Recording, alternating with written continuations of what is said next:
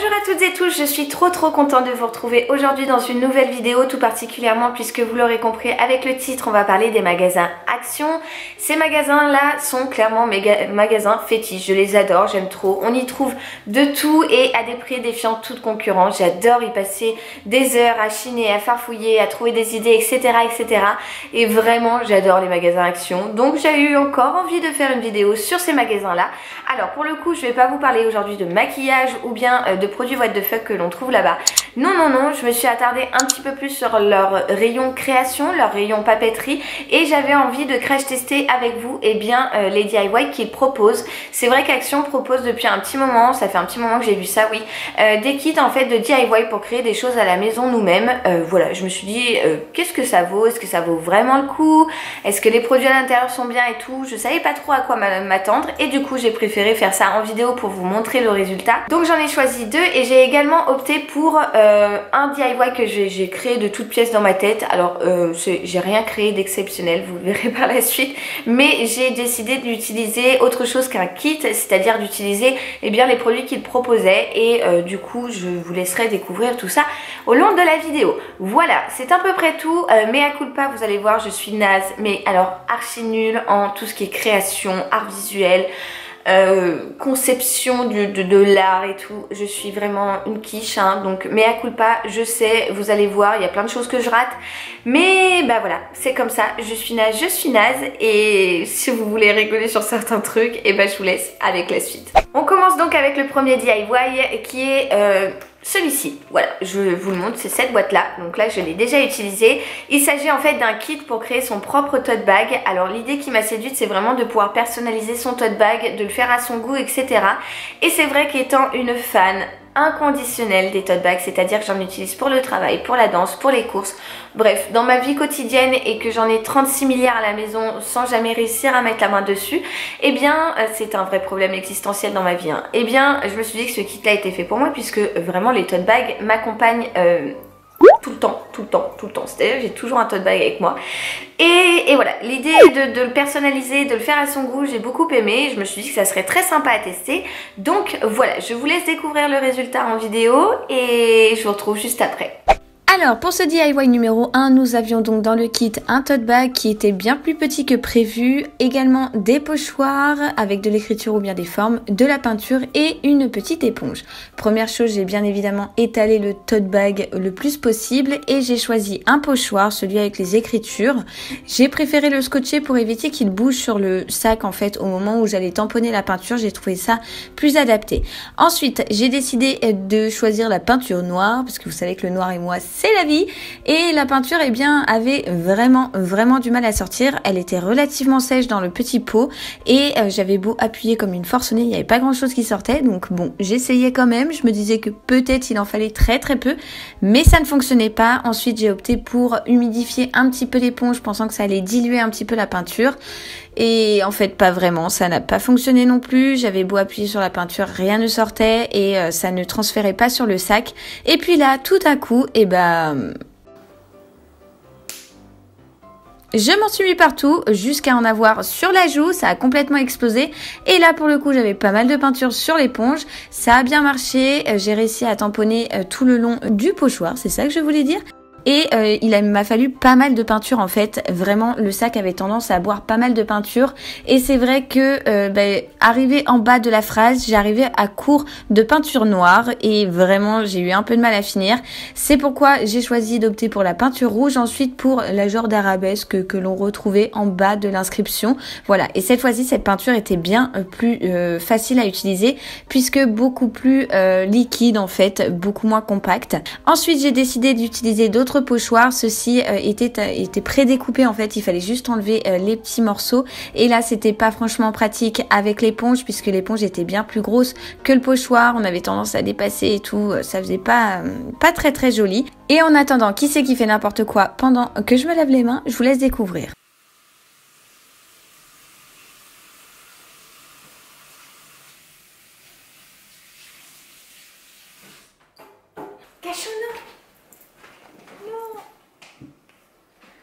Ensuite, j'ai décidé de continuer l'expérience cette fois-ci avec un pinceau en tapotant et avec la peinture rose. Écoutez, même désastre, ça n'a pas rendu grand-chose et franchement, j'étais pas fan.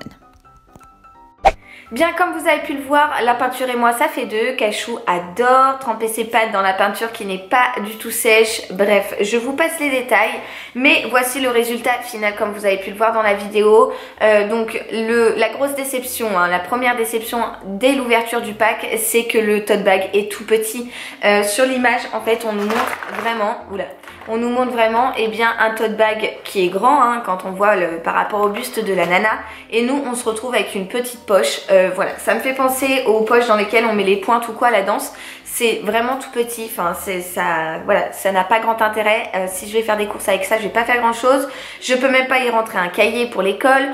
Voilà, ça c'est la grosse déception. Mais bon, partant du principe où ça peut-être aller pour des enfants, voilà, je trouve pas que ce soit très pratique. Le pochoir s'est complètement défait au fur et à mesure où je tamponnais la peinture. L'éponge qui nous donne n'est pas une éponge adaptée à mon goût. J'aurais préféré un embout mousse avec tout simplement un petit manche. Ça aurait été beaucoup plus pratique pour tamponner la peinture.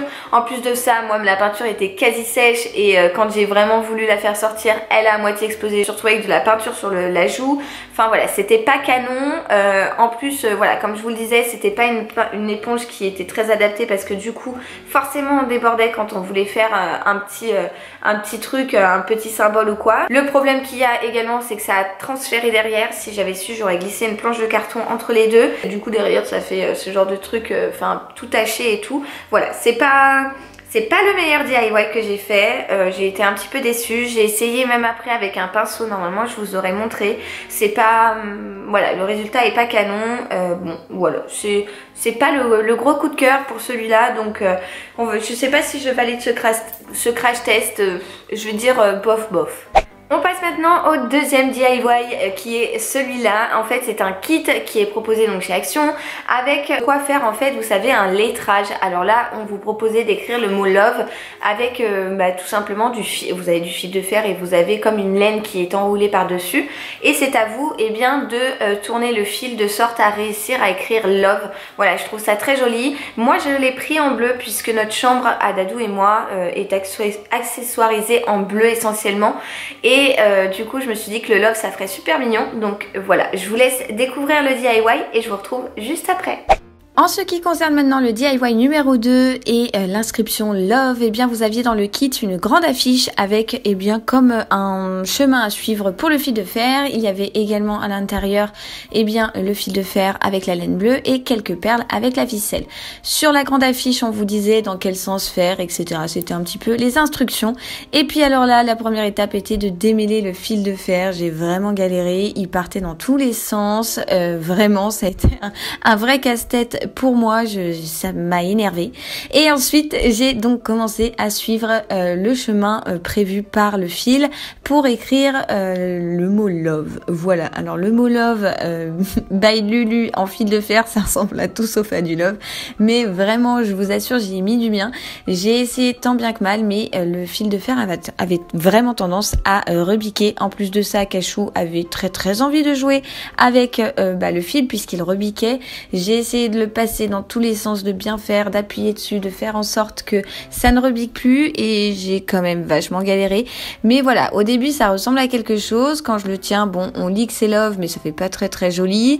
Voilà, c'est vraiment pas fameux. Et puis au niveau du coin, c'était vraiment galère au niveau du coin du cœur de le faire tenir parce que vraiment ça rebiquait dans tous les sens. J'ai eu beaucoup de mal à le plaquer en fait, vraiment à le faire tenir droit.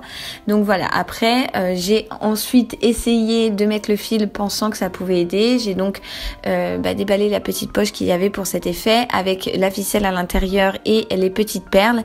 Et en fait vous avez donc 8 perles, 4 bleues, 4 beiges. J'ai décidé de faire une sur 2. Donc voilà, j'ai passé tout ça et enfin une fois que tout était accroché, j'ai essayé de le mettre sur mon mur pour voir ce que ça donnait en fait une fois bien accroché. Et alors quand je le tiens, ça va à peu près, c'est potable, mais dès que je le lâche, plaf, ça repart en cacahuète. Bon les amis, comme vous aurez vu dans les images, j'ai galéré, mais mon dieu comme j'ai galéré. Alors je sais que je ne suis pas douée, hein, mais franchement j'ai donné du mien, mais j'ai pas réussi. Alors voilà ce que donne mon love. Donc là vous avez le petit truc.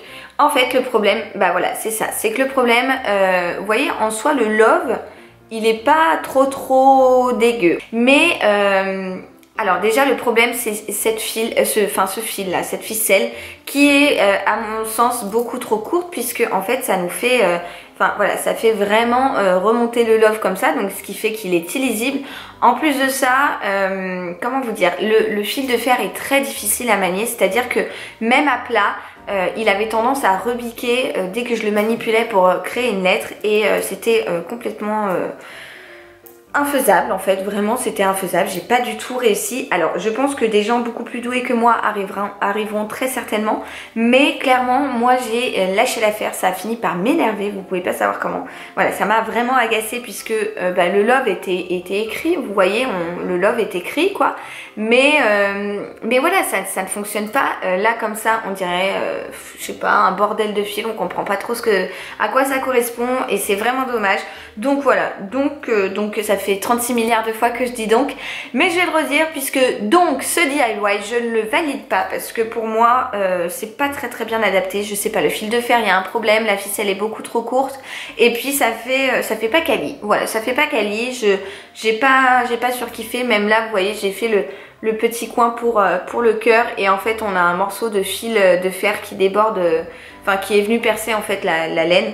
Voilà, c'est pas super quali, et celui-là je l'ai pas beaucoup aimé. Donc j'étais relativement déçue, parce que c'était vraiment celui que j'attendais le plus. Non, en fait je les attendais tous les trois le plus, mais j'étais quand même très déçue. Et je termine avec le dernier DIY, qui est donc un DIY créé de toutes pièces, enfin avec une seule et même pièce. Je vais vous la présenter juste après, mais je n'ai pas acheté de kit à DIY spécifique en fait, qui était vraiment proposé pour ça. C'est donc ce produit là dont j'ai eu besoin. C'est une genre de pâte, je dirais comme une pâte Fimo en fait, que vous manipulez et qui va sécher et durcir à l'air libre. Et je m'étais dit que ça serait sympa d'utiliser cette matière là en fait pour créer des porte-bagues. C'est vrai que moi je porte beaucoup de bagues, et encore là je les ai pas toutes, et là-haut dans ma salle de bain en guise de porte-bague, eh bien j'ai tout simplement une coupelle. En fait je n'ai pas de porte-bague, j'ai une coupelle où j'y jette toutes mes bagues, mais elles ont tendance à soit à rouler, à pas être forcément mises en évidence ou quoi, et c'est pas très pratique, et c'est pas ce qu'il y a de plus joli, il faut se l'avouer. Et je me suis dit que ça serait sympa de créer des genres de cônes en gris. Voilà, moi ma salle de bain était essentiellement grise, des cônes gris en fait, vraiment bruts, voilà, bruts de décoffrage, qui ressemblaient un peu à du ciment, ou voilà, vous verrez. De toute façon je vais vous laisser avec les images pour découvrir ça, et puis je vous retrouve juste après. On termine cette fois avec le troisième DIY, et pour cela donc j'ai ouvert tout simplement mon paquet où il y avait la pâte qui se présente comme ceci sous forme de rectangle à l'intérieur. Elle est déjà molle, elle est bien, franchement elle est super malléable et tout. J'en ai donc pris un morceau moyen, je dois dire, et j'ai commencé à la travailler à l'intérieur de mes mains en y faisant tout simplement une boule, et tout de suite en la posant sur la feuille de papier pour commencer à lui donner une forme. Voilà, l'essentiel dans ce DIY c'est vraiment de prendre le temps de travailler chaque forme, d'essayer d'aplatir chaque forme, de faire à peu près quelque chose de régulier, de bien aplatir également chaque face, et également le dessous, pour pas que votre cône soit bancal. Voilà, et franchement j'ai répété cette opération pour chaque cône, tout en appuyant, en prenant mon temps, etc. Et voilà, c'est comme ça que vous arriverez à avoir de belles surfaces bien lisses. Pour chaque cône j'ai testé si mes bagues en fait pouvaient passer. Voilà, j'en ai fait des plus ou moins fins au bout, et j'ai pas hésité à mouiller également la pâte pour la lisser en quelque sorte. Voilà, j'avais les doigts relativement mouillés, et je lissais la pâte, et ça me permettait d'avoir quelque chose de plus lisse, de plus rectiligne vraiment sur mon cône. Voilà, pour ce DIY en fait il n'y a pas vraiment de choses à vous dire, simplement vous faites la forme que vous souhaitez. Moi personnellement j'avais envie de faire des cônes, alors soit avec 4 faces, soit avec 3. Celui que je suis en train de vous montrer là, il y en a 3, mais le précédent en avait 4. et j'en ai fait de tailles différentes, des petits, enfin un petit, un moyen et un grand, et j'ai adapté en fonction de mes tailles de bagues. Mais voilà, après c'est à vous de voir en fonction de ce que vous voulez faire. Et puis pour le dernier, j'ai pris cette fois-ci beaucoup plus de pâte et j'ai répété cette opération en fait comme les deux précédents. J'ai malaxé et j'ai formé le cône avec mes doigts tout simplement, et j'ai aplati chaque face. Alors comme vous le voyez, eh bien j'ai créé 3 cônes de différentes tailles. Je vous en ai pris un juste ici. Alors ils sont pas complètement secs encore puisque je les ai fait ce matin pour tout vous avouer. Mais voilà, c'est donc un petit cône comme ceci qui n'est pas du tout régulier, hein, qui est loin d'être complètement droit ou quoi. Mais voilà, j'avais vraiment envie de créer ça avec mes propres mains, avec juste mes petites mimines en guise d'outils, sans prendre de règles, sans prendre de mesure ou quoi que ce soit. Et en fait ce sont des cônes où on peut y glisser, et bien comme ceci, comme je viens de vous montrer, une bague. Alors vous en avez un petit, j'en ai fait un moyen et j'en ai fait un beaucoup plus large. Je trouvais ça très sympa d'ensemble et franchement je suis plutôt fière de moi. Bon, le gros il est loin d'être parfait, je vous l'accorde, mais comme je vous l'ai dit, je suis pas douée, donc j'ai fait de mon mieux. Et vraiment voilà, je sais que là-dessus je vais pouvoir en fait y glisser mes bagues, voilà, en mettre une autre part dessus, et j'aurai largement de quoi faire porter mes bagues. Et ce crash test je le valide parce que vraiment je suis plutôt contente de moi. Et voilà les amis, c'en est donc tout pour les DIY de chez Action. J'espère que cette vidéo vous a plu. Si c'est le cas, n'hésitez pas à la liker et à me dire dans les commentaires si vous avez déjà testé des kits de création de chez Action, ou bien vous aviez peut-être utilisé tel ou tel produit proposé chez eux pour créer justement un DIY vous-même. Je suis très curieuse de voir ça. C'est vrai que je prends pas souvent le temps de faire des DIY, mais ce matin je me suis rendu compte que c'est hyper relaxant, ça fait vraiment du bien, et puis c'est très satisfaisant de créer soi-même avec ses mains, et vraiment j'adore. Donc voilà, n'hésitez pas à me partager vos petits bons plans. Quant à moi, je vous invite à vous abonner à ma chaîne en cliquant juste ici sur ma grosse tête si ce n'est toujours pas fait. Et si vous avez raté par malheur ma dernière vidéo, je vous la mettrai juste là pour vous rattraper. Je vous dis surtout à très vite dans une prochaine vidéo et je vous envoie plein de gros bisous. Ciao ciao.